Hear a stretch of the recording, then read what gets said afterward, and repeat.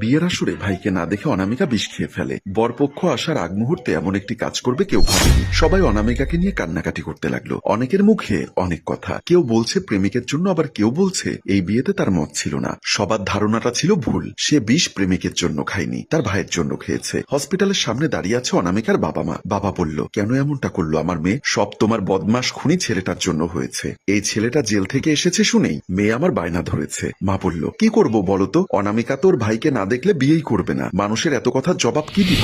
এতক্ষণ যা দেখলেন সব আমার জন্য হলো। আমার বোন আমার কলিজা, আমার কলিজাটা আমার জন্য এমন করছে। বোন আমার নতুন একটা ইতিহাস গড়ে তুললো ভাইয়ের জন্য বিষ খেয়ে। সব বোনই ভাইকে ভালোবাসে, কিন্তু এতটা ভালোবাসেনি কোনো বোন যতটা ভালোবেসেছিল আমাকে। এর পেছনে রয়েছে অনেক বড় একটা ঘটনা। কেন আমার বোন আমার জন্য পাগল, আর কেনই বা আমার পরিবার আমাকে খুনি বলছে, সবকিছু বুঝতে পারবেন সামনে গেলে। আমার ভাবনা কেটে গেল একজন নার্সের কথায়। আমি হসপিটালের বেডে শুয়ে এসব ভাবছিলাম। আপনি এখন পুরোপুরি সুস্থ, চাইলে যেতে পারেন। ধন্যবাদ। আমার বিল কত এসেছে? সব মিলিয়ে 4000। এখন তো আমার কাছে 1 টাকাও নেই। আপনার বিলটা দেওয়া হয়ে গেছে। কথাটি শুনে অবাক হয়ে বললাম, কে দিল এত টাকা? জি, ডক্টর নীলুফার। নীলুফার? সে এখন কোথায়? 3য় ফ্লোরে, কেবিন নাম্বার 104-এ একটা অপারেশন করছেন। ধন্যবাদ আপনাকে, বলেই সেখান থেকে বেরিয়ে গেলাম। আমি অপারেশন থিয়েটারের সামনে এসে উকি দিয়ে দেখলাম একজন মেয়ে ডক্টর চিকিৎসা করছেন। হয়তো এই মেয়েটাই নীলুফার। কিন্তু কার চিকিৎসা হচ্ছে এখানে? একটু ভালো করে নজর দিয়ে মুখটা দেখতেই আমি অবাক হয়ে গেলাম। আমার কলিজা বধূ বেশে চোখ বন্ধ করে শুয়ে আছে বেডে। ডক্টর তার পাশে দাঁড়িয়ে চিকিৎসা করছে।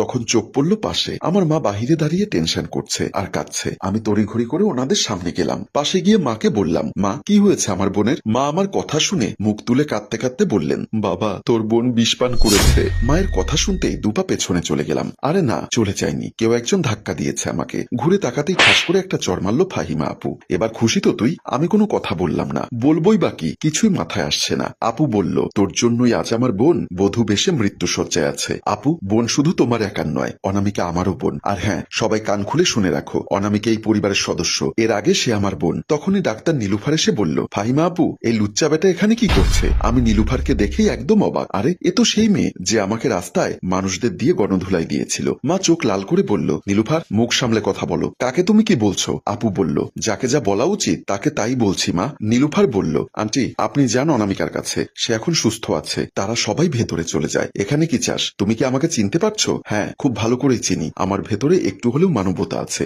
যার কারণে রাস্তার একটা লুচ্চাকে হসপিটালে নিয়ে এসে তার চিকিৎসা করিয়েছি। মিস নীলুফার, আমাকে এখনো চিনতে পারেননি আপনি। যদি চিনতেন আজকে এমন সিন দেখতে হতো না। কে আপনি? আর আমার নামটাই বা কি করে জানলেন? সেটা না হয় আপনার পেশেন্ট অনামিকাকেই জিজ্ঞাসা করবেন, সব জানতে পারবেন। বলে সেখান থেকে একটু দূরে সরে গেলাম। আমি এক জায়গায় দাঁড়িয়ে অপেক্ষায় আছি। মা আর আপু বের হলে আমি ভেতরে যাব, এক নজর আমার কলিজাটাকে কাছ থেকে দেখার জন্য। তখনই বাবা আসলেন। আব্বু আমার দিকে একবার তাকালেন, তারপর কি মনে করে চলে গেলেন অনামিকার কেবিনে। চোখের পানি ঝরছে, কোনো বাধা নামে নেই। সবাই চলে যেতেই আমি কেবিনে গেলাম। আমি অনামিকার পাশে গেলাম, বোনের সিটের পাশে দাঁড়িয়ে রইলাম। মনে পড়ে গেল সেই দিনের কথা। ফাহিমা আপুর বাসার সামনে যাওয়ার পর অনামিকাকে বললাম, ইসরে একটা ভুল করেছি। কি ভাইয়া? তুই যা, আমি দোকান থেকে কিছু নিয়ে আসছি। আচ্ছা তাড়াতাড়ি আয়, বলেই অনামিকা চলে যায়। আমিও দোকান থেকে কিছু জিনিসপত্র নিতে চলে গেলাম। আমি রুমের দিকে যেতেই দরজা খুলে যে দৃশ্য দেখলাম, সেটার জন্য আমি একদমই প্রস্তুত ছিলাম না। দেখি দুলাভাই অনামিকাকে, সময় শেষ, আপনি এখন যেতে পারেন। ডাক্তার নীলুফার কথাটা শুনতেই কল্পনা ছেড়ে বাস্তবে ফিরলাম। আমি পেছনে তাকিয়ে দেখি ফাহিমা আপু ও ডাক্তার নীলুফার দাঁড়িয়ে আছে। নীলুফার বলল, আমি বুঝি না, এরকম একটা বিয়াদব লুচ্চা বেটাকে এখানে আসার চান্সটা দেওয়া হলো কেন? আমি এ বিষয়ে কথা বলবো শক্ত করে অনামিকার আব্বুর সাথে। আমি বললাম, কারো সাথে কথা বলতে হবে না, আমি চলে যাচ্ছি, সবাই ভালো থাকবেন। চলে আসতে চাইতেই বুঝলাম অনামিকা আমার হাত ধরেছে। তার মানে তার জ্ঞান ফিরেছে। কোথায় যাবি? যেদিকে দু চোখ যায় সেদিকে চলে যাব। আচ্ছা চলে যা, এর আগে তুই তোর দেওয়া কসমটা তুলে নে, আর না হয় আমাকে গলা টিপে মেরে যা। প্লিজ পাগলামো করিস না কলিজা আমার। অনামিকা বলল, তুই ওই দিন একটা ভুল করেছিস, আমাকে কসম দিয়ে আজও ভুল করতে চলেছিস তুই। আমি সবার সাথে ওয়াদা করেছি, আজ তোকে শেষ দেখা দেখে চিরদিনের জন্য চলে যাব তোর লাইফ থেকে। কেন? আমি কি দোষ করেছি? অনেক সময় অপরাধ না করেও শাস্তি পেতে হয়। ধরে নে তুইও কোনো অপরাধ ছাড়া শাস্তি পাবি। কেন? এটাই নিয়তির লিখা হয়তো। না, আমি মানি না। মানতে যে তোকে হবে, কারণ এটার পেছনে রয়েছে পরিবারের মান সম্মান আর তোর ভবিষ্যৎ। কিসের পরিবার, কার ভবিষ্যৎ, এসব আমার কিছুই লাগবে না। শুধু তোকে চাই আবার আগের মতো করে। ফেলে আসা দিনগুলো চাইলেই ফিরে আসে না রে বোন। ফাহিমা আপু বলল, 20 মিনিট পেরিয়ে 25 মিনিট হয়ে গেছে। চুপ আপু, উনি ঠিকই বলেছেন, আমার সময় শেষ হয়ে এসেছে রে। আপনি যাবেন এখান থেকে, নাকি আমি পুলিশ ডাকবো? আপনার জন্য আজ লোকে আমার ছেলেকে খুনির ভাগনা বলে ডাকে। জি চলে যাচ্ছি, বলে অনামিকার হাত থেকে নিজেকে ছাড়িয়ে বেরিয়ে পড়লাম। এদিকে অনামিকার মাথা পুরো গরম হয়ে গেছে। তার উপর ফাহিমা আর নীলুফার প্রশ্ন করতে লাগলো। নীলুফার বলল, এই লুচ্চা বেটাকে, তার সাথে কি এমন সম্পর্ক তোর? অনামিকা চুপ হয়ে শুয়ে আছে। শুনছে, কারো কথার কোনো উত্তর দিচ্ছে না, শুধু চোখের জল মুছছে। আচ্ছা নীলুফার, তুই আমাকে তোর ভাবি বানাতে চাচ্ছিস কেন? তোর ভাইকে দেখে, তোর ভাইয়ের আচার আচরণের কথা শুনে, একটু আগে যা চরিত্রে তুই লুচ্চামির সার্টিফিকেট দিলি, ওই মানুষটাই ছিল আমার ভাই। কি বলছিস এসব? আমি জানতাম না ভাই এভাবে হঠাৎ ছাড়া পেয়ে যাবে, জানলে অবশ্যই বিয়েটা একটু পিছিয়ে নিতাম। ফাহিমা বলল, একটা খুনের জন্য তুই বিয়ে পিছিয়ে নিতি? আপু তুই ভুল বুঝছিস, আমি ভাইয়ার সম্পর্কে যা জানি তাই এখানকার কেউ হয়তো জানে না। নীলুফার বলল, কি এমন জানিস? না ভাই আমাকে কসম দিয়েছে। ফাহিমা বলল, তোকে তাহলে আমার কসম লাগে? এখন বল, বল শুনি কি এমন কথা যার কারণে একটা খুনের জন্য পাগল আমার বোন? বলছি তাহলে শোন। ওই দিন আমি আর ভাই যখন তোর বাসায় যাই, আমি আগে চলে গেছিলাম, তারপর ভাইয়া গেল। বাসার ভেতরে ঢুকতেই ভাইয়া একটা চিৎকার শুনতে পায়, যেখানে আমি বলেছিলাম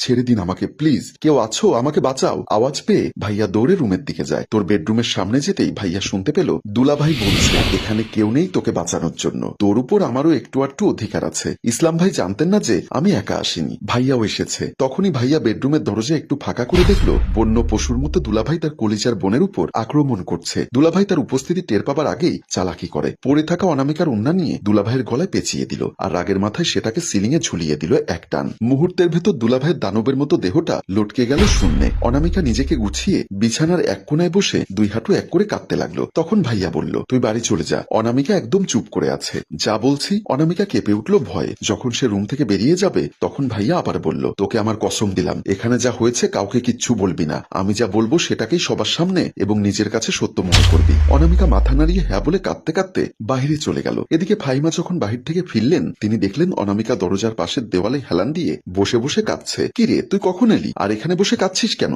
অনামিকা কোনো জবাব দিল না। দুই একবার জিজ্ঞাসা করার পর ফাহিমা আপু শুনতে পেল রুমের ভেতর ভাইয়া জিনিসপত্র খুব জোরে ভেঙে চুরমার করে দিচ্ছে, আর সাথে বলছে, কুত্তার বাচ্চা, তুই এত সহজে মরতে পারিস না, তুই আমার কলিজায় হাত দিয়েছিস। তখনই ফাহিমা আপু এসে থমকে দাঁড়িয়ে পড়ে। নিজের স্বামী ইসলামের খুন আপন ভাইয়ের হাতে, এটা দেখার পর কেই বা টিকে থাকতে পারে? আপু ওই দিন যা দেখেছিলি সব ভুল ছিল রে। যদি ফাহিমা আপু তুই আরো 10 মিনিট আগে আসতি, তাহলে হয়তো আজ ভাইয়াকে খুনি বলতি না, বরং এটা বলতি রাজুর মতো ভাই আছে বলে আজ তোর বোনেরা সুরক্ষিত।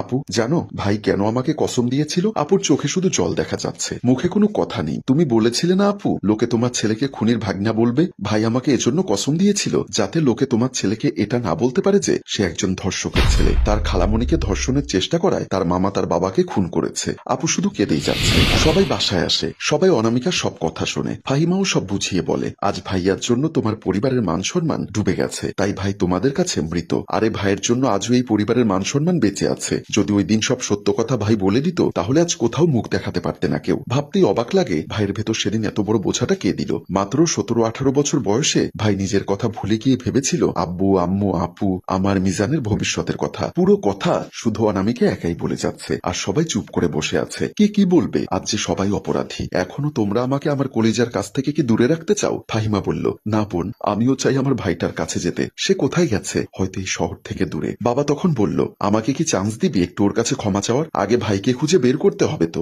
আমি এক্ষুনি বের হচ্ছি, আর আমার ছেলেকে নিয়ে আসছি। তোরা অপেক্ষা কর, সবাই যেভাবেই হোক আমি তোর ভাইকে নিয়ে আসবো। হ্যাঁ ফাহিমের বাবা, তাই করো, যা করার করো, তবুও আমার ছেলেকে নিয়ে এসো। হ্যাঁ আনবো। তোমরা সবাই গেটে দাঁড়াবে, এসো। সবাই বের হয়ে যায়। গেটে গিয়ে যা দেখে তা দেখে সবাই হতবাক। তারা দেখে আমি গেটের সামনে দাঁড়িয়ে আছি। অনামিকা আমাকে জড়িয়ে ধরে হাউমাউ করে কাঁদতে থাকে। কেন ভাইয়া তুই এমন করলি? আমাকে তো অনেক শাস্তি দিলি। ফাহিমাপু আমাকে জড়িয়ে ধরে কাঁদতে থাকে। আমাকে ক্ষমা করে দিস ভাই, আমি না জেনে না বুঝে অনেক কিছু বলে ফেলেছি তোকে। বাবা মা চেহারা নিচু করে থাকে। আমি সবার কথা শুনে হাসি দিয়ে বাবা মায়ের কাছে গেলাম, দুজনকে জড়িয়ে ধরলাম। বাবা বলল, তোর কাছে ক্ষমা চাওয়ার কোনো মুখ আমার নেই। মা বলল, আমি মা হয়ে কিভাবে তোকে চিনলাম না, আমি যে কিভাবে ক্ষমা চাইবো তোর কাছে। আমি হেসে বললাম, তোমরা এসব কি বলছো? তোমরা আমার বাবা মা, তোমরা কেন আমার কাছে ক্ষমা চাইবে? আমি সবাইকে মন থেকে ক্ষমা করে দিয়েছি। আমি আবারও অনামিকাকে জড়িয়ে ধরে বললাম, তুই কি মনে করেছিস আমি তোর বিয়ে না দেখে এখান থেকে চলে যাব? আমি তোর সুখটা দেখার জন্য এখানে রয়ে গেছি রে। অনামিকা বড় কান্না করে আমাকে জড়িয়ে ধরে, আর এখানে সুন্দর হাসি খুশির মধ্য দিয়ে ভুল বোঝাবুঝির অবসান ঘটিয়ে